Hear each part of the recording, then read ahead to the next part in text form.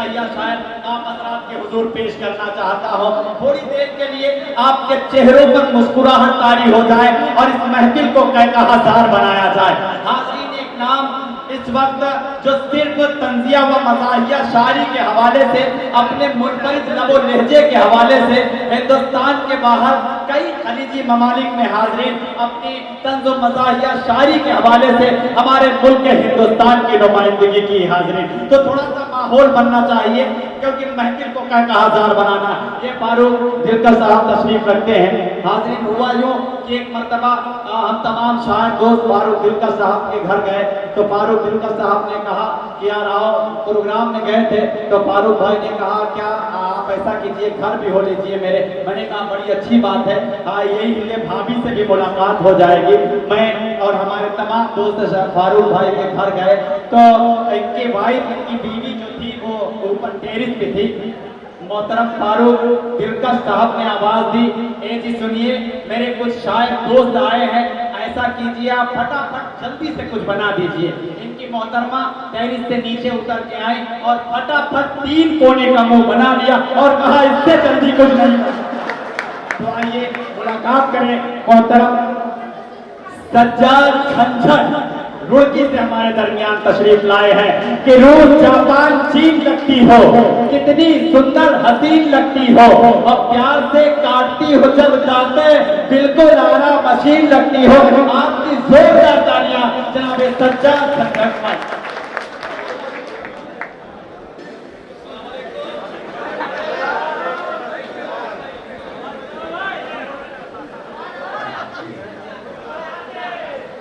मुबारकबाद पेश करता हूँ मैं शब्बीर आसाद को और रसीद साहब को जिन्होंने महफिल सजाई है माशाल्लाह बहुत। और आप लोग जानते हैं कि आज़मी फाउंडेशन के उन्वान से आज का एक खूबसूरत मुशायरा तफसील से आपको बताया गया है। मैं हाजिर हुआ हूँ उस खिदमत के साथ कि दिल्ली से मेरी फ्लाइट थी। दिल्ली जब मैं उतरा तो एक मेरे बहुत अच्छे दोस्त शायर हैं, बड़े दिल फेंक आदमी हैं, बड़े ये समझे कि लड़कियों पे ध्यान देते हैं। पिछले दिनों में एक तकलीफ हो गई, उन्हें अपेंडिक्स का ऑपरेशन होना था तो वो पंत हॉस्पिटल में एडमिट थे। मैंने मिजाज कुर्सी के लिए सोचा कि दिल्ली आ रहा हूँ कि मिजाज कुर्सी कर दूँ। इत्तेफाक से जब मैं हॉस्पिटल पहुंचा तो वो बर्थ पर लेटे हुए थे, ऑपरेशन के लिए जाया जा रहा था। दर्द उनके बहुत शिद्दत का था, बस उनके दिल मुंह से यही निकल रहा था हाय हाय हाय हाय हो रही थी। तो मैं उनके करीब गया, मिजाज कुर्सी करने लगा तो एक खूबसूरत नर्स उनके करीब से निकली, बहुत खूबसूरत नर्स थी। उनकी हाय हाय की टोन बदल गई, उसे देखते कर लगे हाय हाय। अब ये शायद लोग यहाँ से 4 मिसरे मुलाजा फरमाए जो ताजा हुए हैं रास्ते में कि ना महरमों पे लिखती मोहब्बत की डायरी, ना महरमों पे लिखती मोहब्बत की डायरी, देखी पराई लड़की कहे उस पे हाय। ना महरमों पे लिखती मोहब्बत की डायरी, देखी पराई लड़की कहे उस पे हायरी। और बीवी जो हलाल तो है उस पर चुटकुले, माशूका हराम मगर उस पर शायरी। माशूका हराम मगर उस पर शायरी। और यहाँ से मुलादा फरमाए 4 मिसर और के यकीन है मुझको वो मेरे होंगे, अभी मैं उनको पटा रहा। यकीन है मुझको वो मेरे होंगे, अभी मैं उनको पटा रहा हूँ। अभी तो खींची है कुछ लकीरें, अभी तो खाका बना रहा। यकीन है मुझको वो मेरे होंगे, अभी मैं उनको पटा रहा हूँ। अभी तो खींची है कुछ लकीरें, अभी तो खाका बना रहा हूँ। और कटी पतंग की तरह ही एक दिन खुद गिरेंगे वो छत पे मेरी, नहीं किसी पे है काट जिसकी मैं ऐसा मांझा बना रहा हूँ। अरे वाह, नहीं किसी पे है काट जिसकी मैं ऐसा मांझा बना रहा हूँ। और ये बॉम्बे यहाँ पर हाजिर हुआ, बहुत खूबसूरत गाड़ी मेरे सामने से गुजरी। सामने से जब उसका पीछे का हिस्सा देखा तो उस पर एक स्लोगन लिखा था, सावन को आने दो। लिखवा लेते हैं लोग तो मुझे भी अच्छा लगा। इत्तेफाक से ट्रक आया, उस पर जोरदार टक्कर मार दी। मैंने ट्रक के पीछे देखा, उस पर लिखा था आया सावन झूम। हम जहां जाए वहां लफड़ा न हो, हम जहां जाए वहां लफड़ा न हो, दोस्तों झंझट है हम भी नाम के। हम जहां जाए वहां लफड़ा न हो, दोस्तों गया, वरना हम भी आदमी थे काम के। वाह क्या करें, ये नाम ऐसा मिल गया, वरना हम भी आदमी थे काम के। और जमील अख्तर साहब बेहतरीन निजामत कर रहे हैं आज के मुशायरे की। और सदर मोहतरम आजमगढ़ का फख्र, उसकी शान हिंदुस्तान नहीं बल्कि पूरी दुनिया में आजमी के नाम से हमारे शकील आजमी साहब तशरीफ रखते हैं। ये वो नाम जिसको पूरी दुनिया में आजमगढ़ को तहजीब और अदब के नाम से जाना जाता है, उसकी नुमाइंदगी पूरी दुनिया में कर रहे हैं। मैं शुक्रगुजार हूँ कि आज उनकी सदारत में फिर मौका मिला है आपकी खिदमत करने का। तो मैं अर्ज कर रहा था, हमारे जमील साहब बहुत देर से निजामत कर रहे हैं, तो 4 मिसरे उसकी नजर कर दो अगर आपकी इजाजत। अगर एक शेर भी झंझट कभी चोरी का पढ़ता हूँ, अगर एक शेर भी झंझट कभी चोरी का पढ़ता हूँ, उठाकर आसमां सर पर सभी शायर बिगड़ते हैं। मगर इन नाज़िम आला को कोई कुछ नहीं कहता जो दौरान निजामत दूसरों के शेर पढ़ते हैं।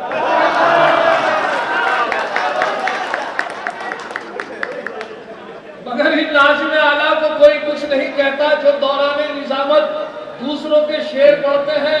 और ये भी मुलाजा करें कि एक दिन कर बैठा जुर्मे इश्क में, एक दिन कर बैठा जुर्मे इश्क में अपनी थाने में हजामत हो गई।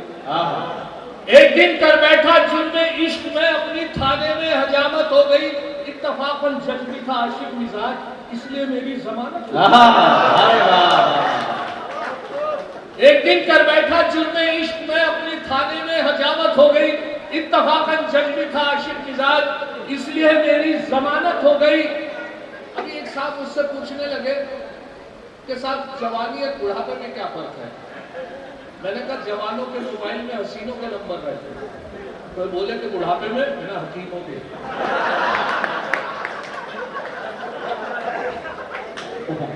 अब मुलाजा फरमाए 4 मिसरे के हजारों दिल, ये मतलब मुलाजा कर ले, 2 शेर आपको मेरी अभी ताजा गजल हुई है कि हजारों दिल तेरे वादे पे ऐसे टूट जाते हैं, हजारों दिल तेरे वादे पे ऐसे टूट जाते हैं कि जैसे हाथ से गिरते ही अंडे टूट जाते हैं, कि जैसे हाथ से गिरते ही अंडे टूट जाते हैं।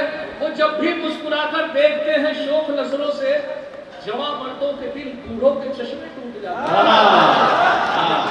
वो जब भी मुस्कुराकर देखते हैं शोक नजरों से, जवां मर्दों के दिल बूढ़ों के चश्मे टूट जाते हैं। और खड़ा रहता है दीवाना तेरे वादे पे यूं अक्सर, खड़ा रहता है दीवाना तेरे वादे पे यूं अक्सर, तमन्नाएं जवां रहती है घुटने टूट जाते हैं। तमन्नाएं जवां रहती है घुटने। अच्छा, घुटनों का मामला यह है कि आजकल कुछ खाने पीने की बता दीजिए, या फिर ये जो आजकल चल रहा है तेल वगैरह, उससे घुटनों का मामला। तो यहाँ से मैंने 4 मिसरे अपनी वाइफ के लिए कहे थे कि अब आ भी जा, अब आ भी जा, न नखरे न झंझट दिखा मुझे, अब आ भी जा, न नखरे न झंझट दिखा मुझे। ठंडी हवा है आज ये मौसम की सर्द है, ला सकता हूँ मैं चांद सितारे भी तोड़कर, लेकिन मैं क्या करूँ मेरे घुटनों में दर्द है। लेकिन मैं क्या करूँ मेरे घुटनों में दर्द है।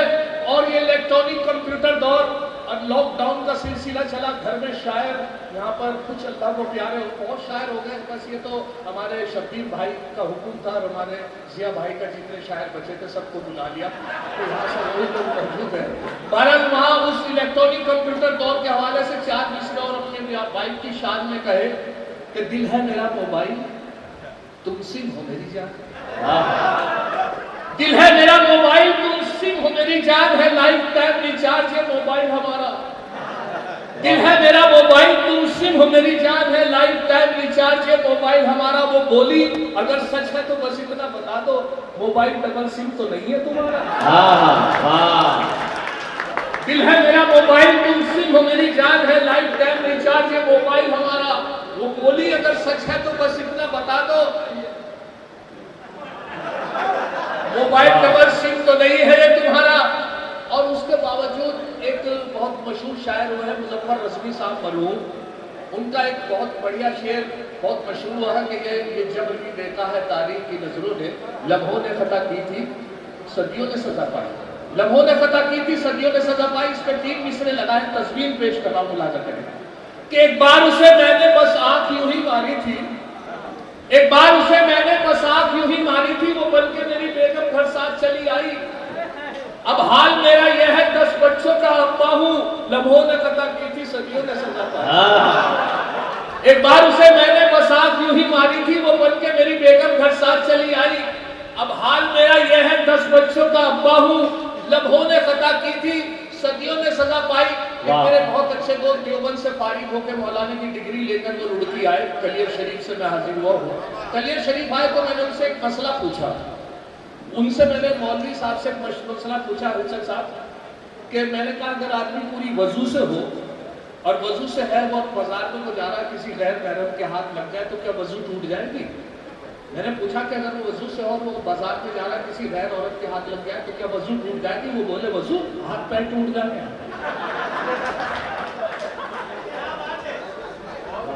एक कहावत है 100 सुनार की लोहार की। अब यहाँ से उस पर 3 मिसरे लगे हैं, 100 सुनार की लोहार की, कि औलाद 101 थी जो एक लोहार की, औलाद 101 थी जो एक लोहार की, बीवी से बोले ये मेरी दौलत है प्यार की। औलाद 101 थी जो एक लोहार की, बीवी से बोले ये मेरी दौलत है प्यार की। बीवी का था जवाब अजी रहने तो पिया, इनमें है 100 सुनार की बस एक लोहार की। इसमें 100 सुनार की बस एक लोहार की। और ये अभी लॉकडाउन में ऐसा हुआ कि साहब मेहमान जिसके यहाँ वो फंस के रह गया। मेरे यहाँ भी मेहमान आए, कलियर शरीफ का मेला चलने वाला था। अब क्या करते साहब, 15 दिन तक वो घर पे रहे, कैसे खातिर करता, मटन की दुकान बंद, चिकन की दुकान बंद, तो वही दालों से उनकी खिदमत करी। वही सुबह को उड़द की दाल की खिचड़ी उनको नाश्ते में दी, दोपहर को मूंग की दाल की खिचड़ी दी, शाम को उड़द की दाल खिलाई, फिर उसके बाद दाल चावल खिलाए, फिर उसके बाद दाल की मसूरी की दाल। अब ये दाल से खिदमत मेहमान की कब तक? 14 दिन तक उनको दाल खिलाता रहा। इत्तेफाक से अभी कलियर शरीफ का मेला आने वाला था तो तारीख चांद की 12 रबी अव्वल पूछ रही थी कि आज चांद की क्या तारीख है। मैं कुछ बता रहा था, बड़े भाई कुछ बता रहे थे, वालिद साहब कुछ बता रहे थे, कोई 8 कोई 9 कोई 10। तो हमने मेहमान से पूछा कि हमें सेटिस्फाइड भी हुआ कि क्या तारीख है आज चांद की। तो मेहमान से पूछा हजरत आप बताएं आज चांद की क्या तारीख है? कहने लगे चांद का तो पता नहीं, आज दाल की 14 है। अब हमें एहसास दिलाया मेहमान ने, तो यहाँ से 4 बजे। अच्छा मैंने कहा वाइफ से कि दाल खाते हुए 14 तारीख बता रहे हैं तो जाहिर सी बात है। उन्होंने मुझे मशवरा दिया अंडा करी बनाओ। अंडे का वाकई बहुत अच्छा फार्मूला था तो मैं अंडे लाया और मेहमान के लिए खूब सारे अंडे की करी बनवाई और अंडा करी पेश की उनके सामने बहुत अच्छी बना के। अब मेरा नसीब खराब या मेरी किस्मत खराब कि उन्हें अंडा करी जैसे सामने पेश की, उनके चेहरे के तासुरात देखे बहुत गलत से तासुरात। तो मैंने कहा यार तो अंडा करी नहीं पसंद नहीं आई। तो वहां से 4 मिसरे हुए थे कि अंडा करी को देखकर मेहमान ने ये कहा, अंडा करी को देखकर मेहमान ने ये कहा माँ बाप से भी इनकी करा देते मुलाकात।